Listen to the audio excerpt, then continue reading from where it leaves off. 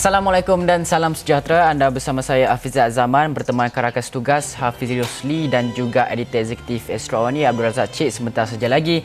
Seperti biasa di awal pagi ini kami akan bawakan kepada anda perkembangan kemas kini mengenai COVID-19 di seluruh dunia. Penyakit yang kita bimbangkan bukan saja di Malaysia tetapi juga di peringkat antarabangsa. Dan seperti biasa pagi ini adalah berita yang baru saja kami terima berkenaan dengan statistik kemas kini statistik di seluruh dunia. Kalau kita lihat di Johns Hopkins University punya data, angka kematian akibat COVID-19 di seluruh dunia kini meningkat kepada 118,623 kes sehingga jam 6 pagi hari ini. Dan terdapat peningkatan lebih 5,000 kematian dalam tempoh hanya 24 jam. Dan dua negara kini mempunyai angka kematian melebihi 20,000, manakala tiga lagi melebihi 10,000 kes. Dan Amerika Syarikat, kalau kita lihat di Johns Hopkins University punya data, kalau kawan-kawan boleh mirrorkan di iPad, Amerika Syarikat kini menjadi negara yang paling tinggi angka korban melepasi Itali apabila menjadi satu-satunya negara yang punya angka kematian sebanyak 23,000, dan Itali pula ada di tempat kedua. Hari ini dia cecah 20,000 dan kes menunjukkan, tapi kalau kes di Itali angka kematiannya dan juga angka jangkitannya menunjukkan ada peningkatan, tapi macam di Malaysia juga dia menunjukkan penurunan sedikitlah sejak beberapa hari lepas. Dan juga mencatatkan penurunan daripada hari ke hari adalah di Sepanyol, iaitu 17,628 kes. Dan sementara itu Perancis dan juga United Kingdom, kalau kita boleh lihat, masing-masing catatkan 14,000 dan juga 11,000 mangsa yang maut akibat pandemik itu. Itu adalah sehingga kini. Dan kalau Hafizi boleh bawakan positif. Baik, kita juga ingin membawakan kes positif seluruh dunia yang sudah pun mencecah 1.9 juta di seluruh dunia setakat 6 pagi hari ini, dan saya kira 1.9 juta hanya dalam 100,000 saja lagi sebelum melangkah ke 2 juta. Dan statistik ini kalau kita lihat kepada sebelum ini, dalam 2-3 hari dah kita boleh dapat mungkin perangkaannya boleh mencapai kepada 2 juta itu.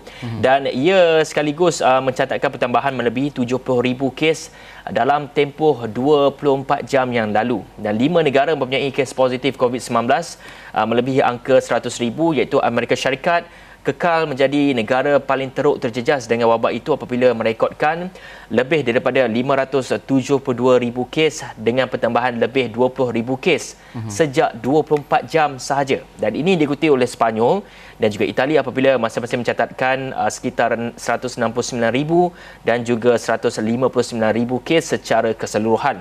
Sepanyol dan Itali kini mencatatkan peningkatan jumlah kes positif yang lebih rendah sejak beberapa hari lalu, dan manakala Perancis dan juga Jerman masing-masing mencatatkan angka jangkitan kes positif sebanyak 137,000 dan juga 128,000 kes.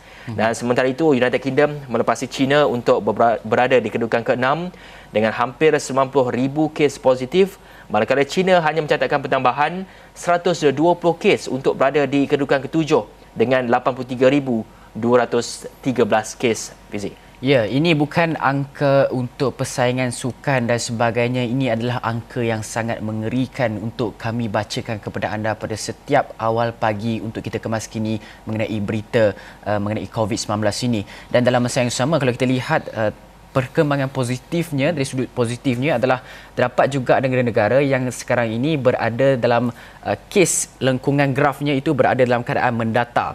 Dan ada juga negara yang kini telah pun mencatatkan penurunan dari segi jumlah kes yang positif setiap hari, sebagai contoh seperti di New Zealand, di Australia, Republik Czech, dan ada lagi beberapa negara lain yang kalau saya lihat di laporan-laporan di berita-berita antarabangsa.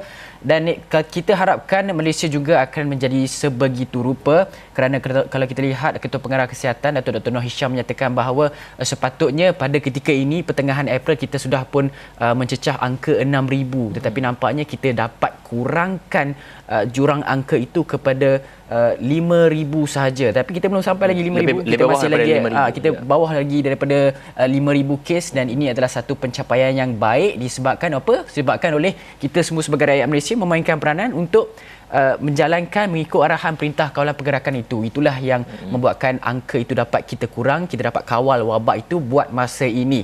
Okey, dalam masa yang sama juga kita nak pergi kepada statistik di Malaysia. Kalau kita boleh mainkan Datuk Dr. Nur Hisham punya Kemas Kini, seperti biasa update harian yang beliau nyatakan pada setiap petang untuk kita.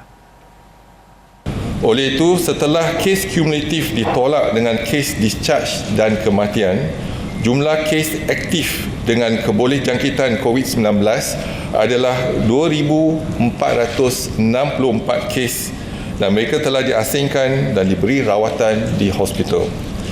Sehingga kini seramai 66 kes positif COVID-19 sedang dirawat di unit rawatan rapi. Daripada jumlah tersebut, 36 kes memerlukan bantuan pernafasan. Baik, semalam juga Ketua Pengarah Kesihatan Datuk Dr. Nur Hisham Abdullah turut mengisytihar ataupun turut menyatakan terdapatnya subkluster baru iaitu subkluster Bali dan 20 termasuk anggota kesihatan dijangkiti di Kuantan.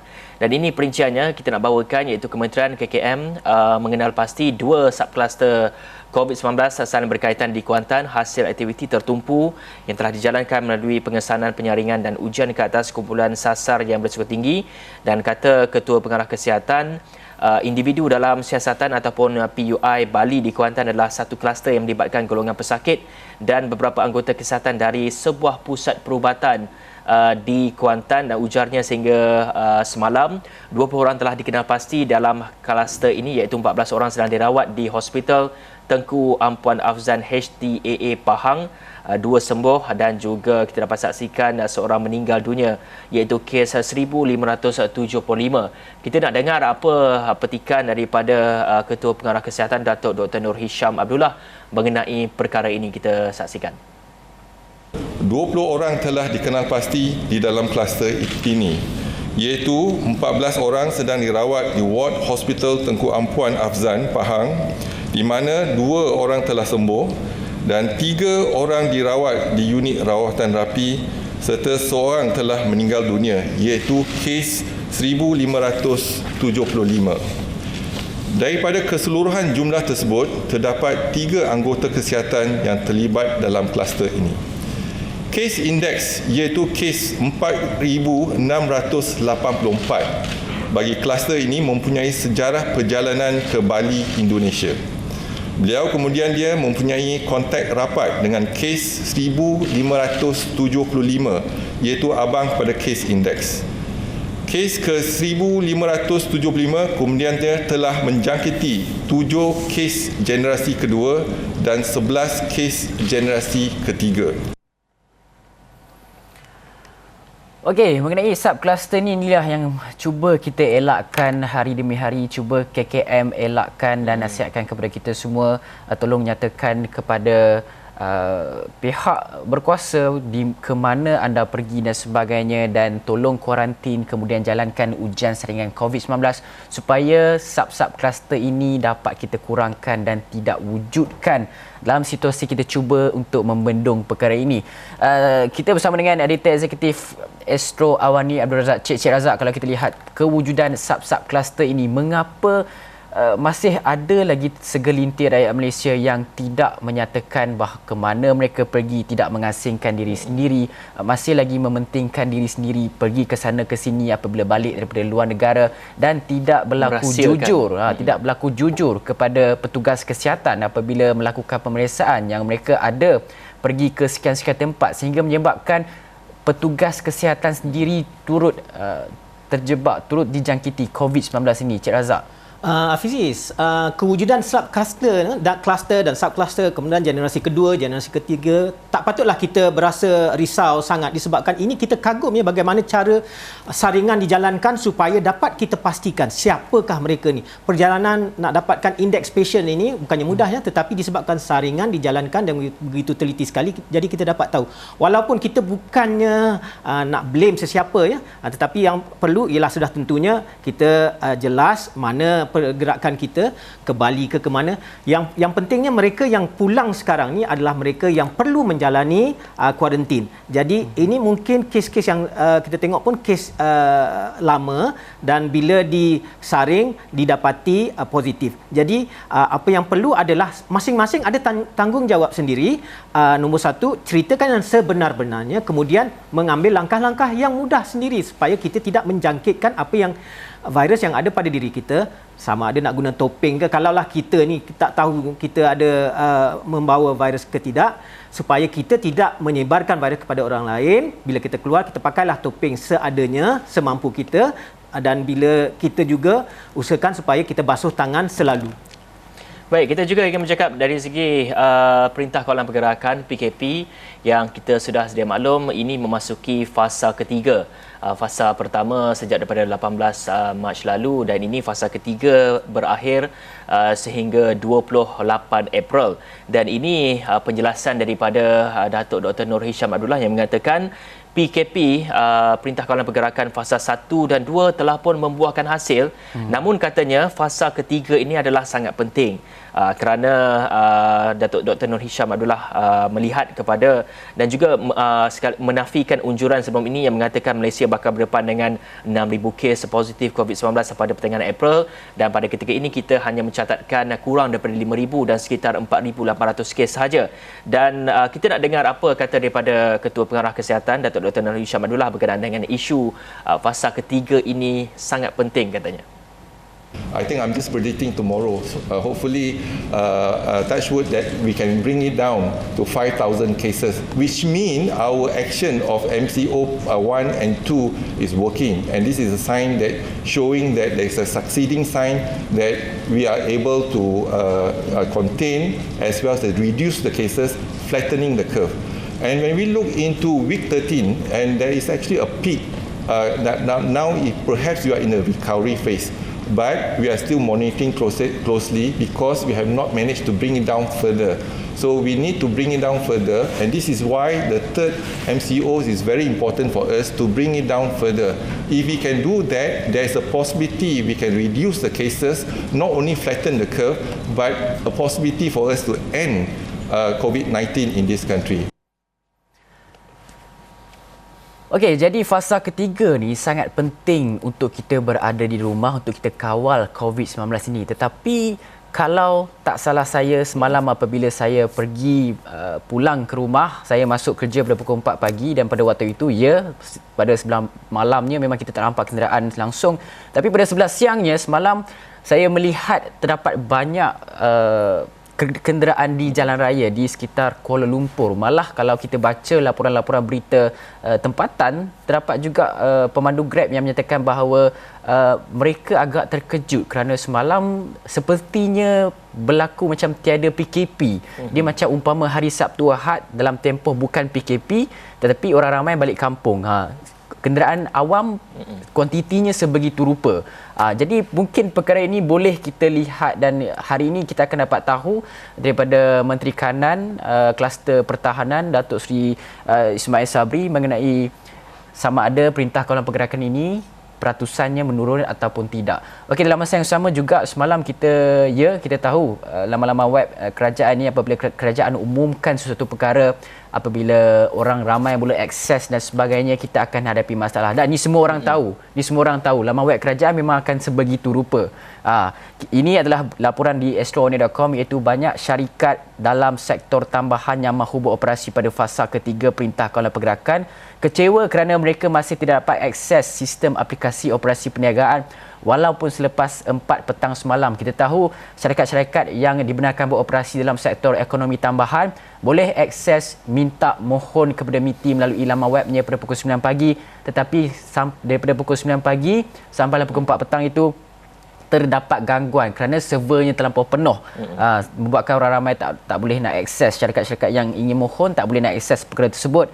Dan semua permohonan itu perlu dibuat dalam talian menerusi laman web MITI. Banyak perniagaan menyuarakan kekecewaan mereka pada platform media sosial Twitter atas ketiadaan perkhidmatan aplikasi dalam talian itu, walaupun MITI memberi jaminan bahawa ia boleh diakses selepas pukul 4 petang pada hari Isnin. Dan ramailah di sini kalau kita lihat ada yang menyatakan kenapa jadi begini, kenapa akses tak boleh akses dan sebagainya, siapa pihak pentadbiran, kenapa apa perkara itu. Jadi perkara-perkara ini mungkin kita boleh perhalusi sedikit. Kalau boleh kita bincangkan dengan Cik Razak mengenai perkara ini. Cik Razak, kalau daripada zaman Cik Razak laman web itu diwujudkan, apabila kerajaan umumkan satu-satu inisiatif, contoh kalau daripada dulu bantuan BSH lah, bantuan seperti kita nak mohon apa-apa, kalau kata benda tu dibuka hari ini mesti jam, dan kalau boleh masuk pun kita nak kek ke page seterusnya tu, dia akan makan lebih kurang dalam, boleh makan nasi dululah, lepas tu baru kita boleh akses masuk. Benda ni macam mana kita nak tengok je lah.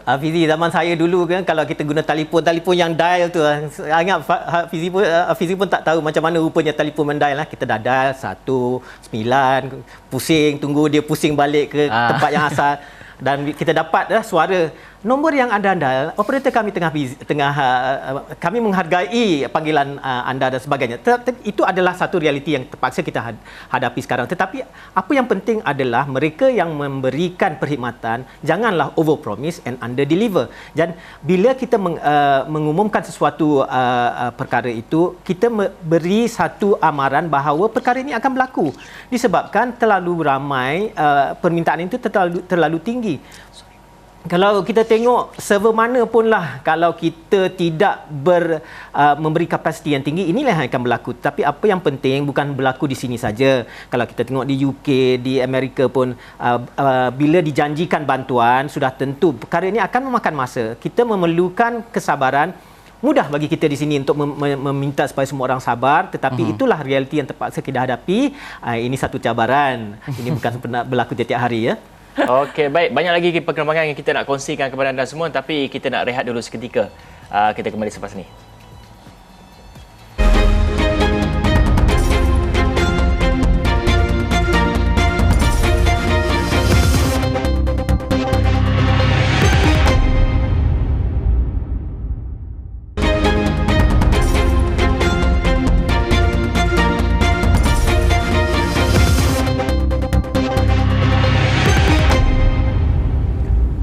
Baik, kita membincangkan mengenai isu COVID-19 ini, dan menjadi keutamaan kita sekarang, kita ingin memperincikan mengenai frontliners ataupun mereka yang berada di barisan hadapan. Kita sudah pun mendengar laporan sebelum ini, ada yang mengatakan keperluan seperti perlindungan diri, PPE, penutup muka dan hidung, penghadang dan sebagainya, dan ia dilaporkan semakin berkurangan. Dan wujud juga pelbagai inisiatif daripada NGO untuk memberikan bantuan dan sebagainya. Dan kali ini satu laporan yang kita nak dengar ni agak pelik sikit apabila kita mendengarnya, iaitu mengenai ada orang mempertikaikan dari segi pemberian ataupun penyaluran segala peralatan seperti itu, pakaian dan sebagainya. Ada yang mempertikaikan, dan ini kita nak tanya kepada Cik Razak. Apa laporannya mengenai Cik Razak? Fizi, kalau kita tengok ramai yang ingin memberi pendapat lah bila ada je sesuatu yang berlaku, disebabkan ramai yang ingin membantu, menyumbang dana kewangan, dan bila dana itu, peruntukan itu digunakan untuk sesuatu tujuan yang tidak secocok dengan aliran pendapat masing-masing lah. Ada saja yang ingin menimbulkan kontroversi. Jadi apa yang berlaku semalam adalah yang mengatakan bila ada satu peruntukan yang dibelanjakan untuk tudung, ya. Padahal frontliners mereka sama ada doktor, nurse ataupun pembantu perubatan yang bekerja menghadapi mereka pesakit COVID perlu memakai PPE. PPE itu bukan sahaja baju, kalis, kuman, kemudian emas. Tudung juga merupakan salah satu daripada faktor yang perlu dipakai. Tudung itu bukannya bermakna tudung yang orang pakai untuk keluar rumah, yang dipakai oleh wanita saja, tetapi dipakai oleh semua lelaki baik pun perempuan. Jadi ini adalah salah pemahaman, dan juga disebabkan ada individu-individu, disebabkan mereka sendiri mempunyai pendapat ataupun fikiran yang tidak ada bersamaan dengan individu mereka dari segi haluan politik ataupun keagamaan, menyebabkan question mengapa sejumlah wang digunakan untuk tudung dalam peruntukan dana yang dikumpulkan oleh satu organisasi namanya MedTweet My. Ya. Jadi sudah diberikan penjelasan, kemudian mereka yang bertanggungjawab untuk menularkan kontroversi itu pun sudah meminta maaf.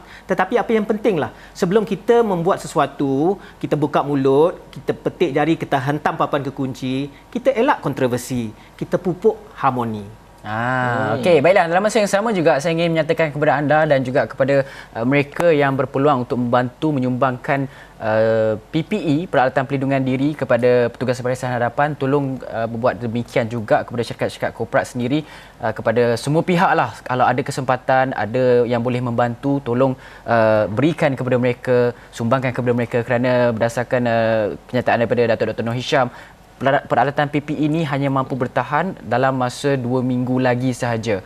Jadi kerana peningkatan penggunaan PPE ini semakin meningkat di hospital-hospital, kerana kalau kita lihat ada peningkatan penyakit COVID-19 walaupun terdapat ramai yang sembuh, tapi peningkatan penggunaan peralatan pelindungan diri ini sangat tinggi di hospital-hospital.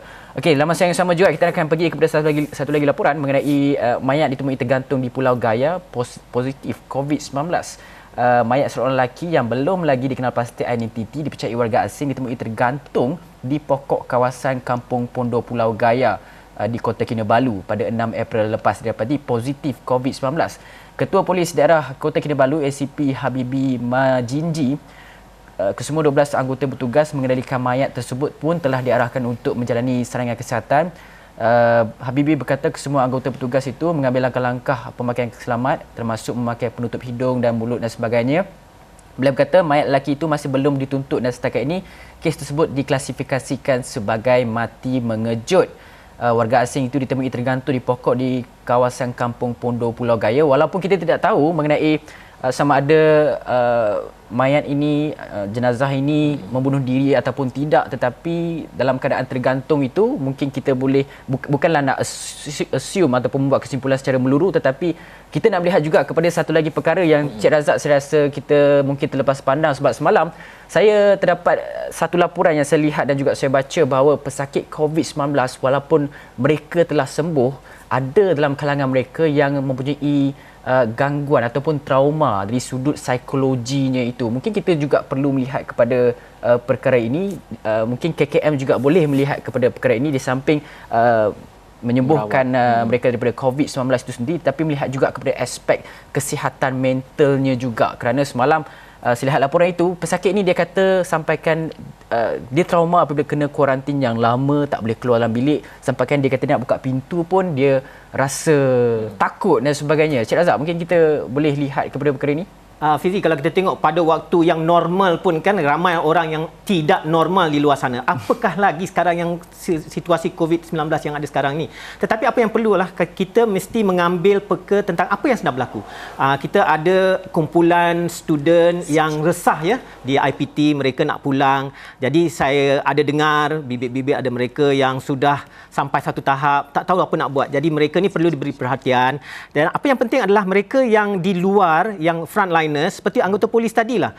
Kalaulah ada mayat tergantung, apakah yang perlu mereka lakukan? Mereka terlalu terdedah kepada peribakan. Jadi kita mesti appreciate apa yang mereka lakukan. Jadi perlulah kita berikan mereka segala peralatan yang diperlukan. Dan nombor satu, apa yang berlaku sekarang ni, kita perlu mengambil peka tentang apa yang berlaku dari segi kesihatan mental semua yang terlibat, sama ada student ataupun orang luar, orang awam.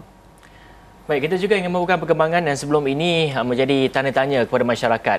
Sebelum ini kerajaan telah memberikan amaran, telah pun mengeluarkan kenyataan yang mengatakan kedai gunting rambut, kedai cermin mata boleh beroperasi dan sebagainya. Namun kenyataan itu nampaknya telah pun ditarik semula, dan ini kata daripada Menteri Kanan iaitu Datuk Seri Isman Sabri, kedai gunting rambut, kedai cermin mata dan juga bazar Ramadan tidak dibenarkan beroperasi di seluruh negara apabila Perintah Kawalan Pergerakan PKP ini dilanjutkan sehingga 28 April, dan katanya isu ini nampaknya menjadi tanda tanya kepada masyarakat, dan kerajaan sentiasa mendengar rakyat pandangan rakyat dan juga kerajaan mendapatkan nasihat pakar. Jadi kerajaan memutuskan untuk tidak membenarkan pengoperasian kedai gunting rambut, kedai cermin mata dan juga bazar Ramadan di seluruh negara. Dan ini perlu diambil perhatian, tiada bazar Ramadan di seluruh negara pada Ramadan kali ini. Apa perkembangan seterusnya, Fizi? Ya, dalam masa yang sama mengenai Bazar Ramadan, Kementerian Wilayah Persekutuan akan membentangkan penyelesaian konsep baru Bazar Ramadan kepada Jawatan Kuasa Khas Menteri mengenai Perintah Kawalan Pergerakan PKP.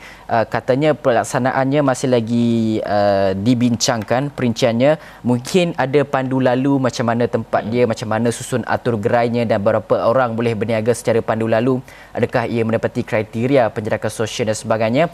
Pack and pick iaitu tempahan lebih awal, datang ambil tempahan, banyak lagi lah perkara-perkara yang dibincangkan mengenai konsep bazar Ramadan, macam mana yang nak dilaksanakan. Sebab kita tahu peniaga-peniaga sudah semestinya, peniaga bazar Ramadan khususnya, mereka ni terjejas pendapatan mereka dan sebagainya. Kita mungkin memikirkan salah satu kaedah untuk memastikan mereka ini mendapat meletakkan makanan di rumah mereka. Dalam masa yang sama juga kita nak bawakan satu perkara yang bukan berkaitan dengan COVID-19 tetapi penting untuk kita, iaitu zoo di seluruh negara perlukan 8 juta untuk tampung kos operasi sehingga Disember ini.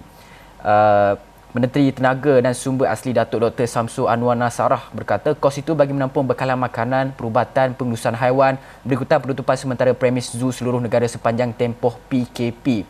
Pendapatan utama zoo dan juga pusat pameran bergantung kepada tiket pelawat dalam dan luar negara sepanjang tempoh PKP. Mereka terdapat pengunjung macam biasa sebabkan kerugian dan sebagainya. Jadi mungkin saya ingin menyeru sekali lagi lah, saya rasa, kepada mereka di luar sana yang mungkin boleh membantu zoo negara untuk kita pelihara haiwan-haiwan yang berada di dalamnya. Mereka memerlukan makanan, memerlukan pengurusan, memerlukan perubatan untuk sama-sama kita memelihara mereka supaya anak-anak kita nanti, generasi-generasi lain dan sebagainya dapat melihat haiwan-haiwan di sana, menikmati bagaimana corak kehidupan mereka di luar sana itu. Dan sebenarnya Fizi, individu juga boleh menyebar atau boleh menyumbang kepada zoo negara. Boleh dan ambil angkat juga kan? Mereka akan dapat sertifikat. Maknanya sertifikat ini mereka telah pun menyumbang kepada zoo negara, dan juga organisasi sosial ataupun organisasi korporat juga boleh menyumbangkan untuk menjadikan sebagai haiwan angkat. Haiwan angkat bukan anak angkat. Untuk diberikan untuk menyalurkan dana dan sebagainya. Dan untuk itu saja masa yang kita ada dalam Awani Pagi pada ketika ini, dan pastikan anda terus bersama kami di Astro Awani.